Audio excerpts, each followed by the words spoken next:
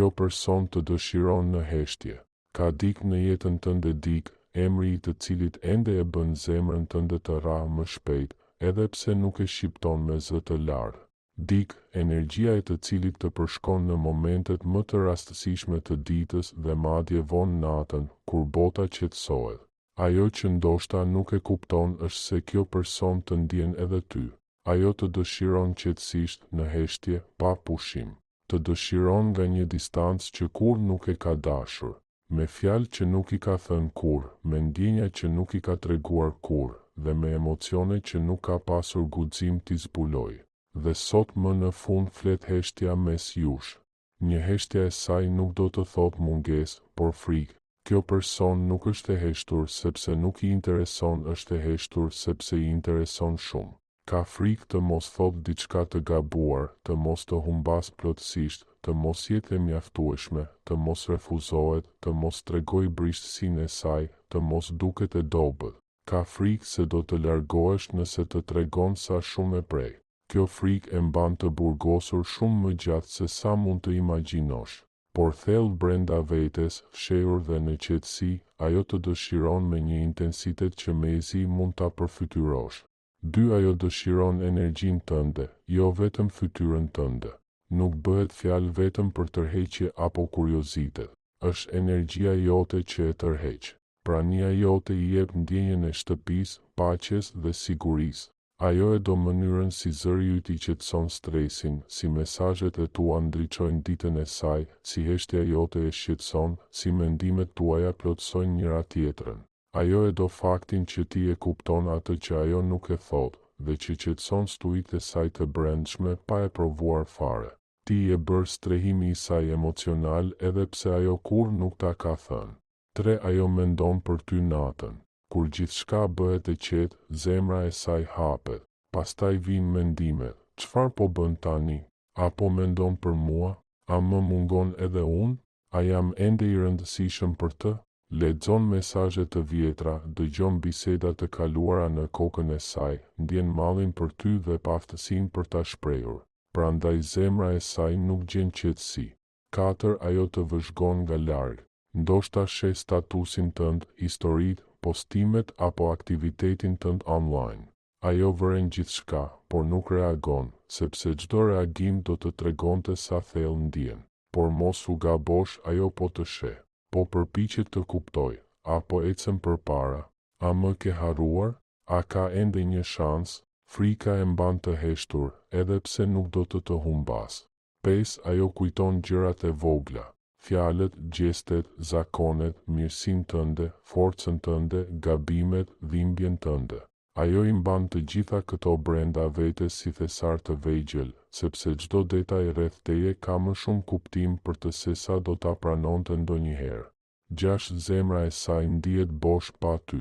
I ke dhënë një ndjenjë që nuk e kishte ndjerë për një kohë të gjatë, diçka që nuk mund ta zëvendësoj dhe nuk do ta humbas.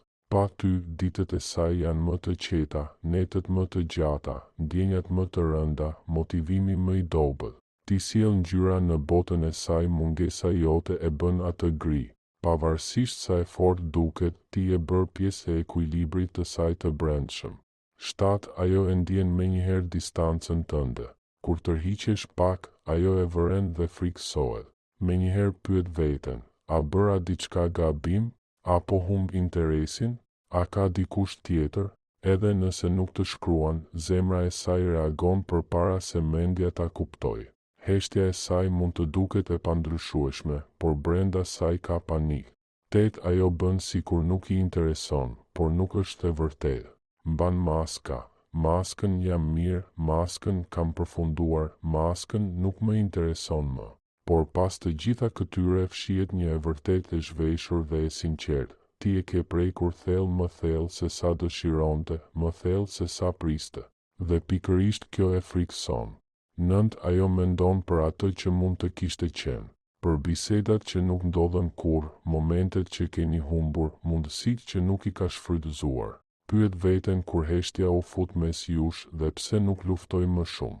Po sikur e ndjek çdo ditë. Ajo ëndërron të lidhet sërish me ty. Në mendjen e saj, i njëjti skenar përsëritet, flisni hapur, keqkuptimet zhduken, ndjenjat shprehen, lidhja ringjallet.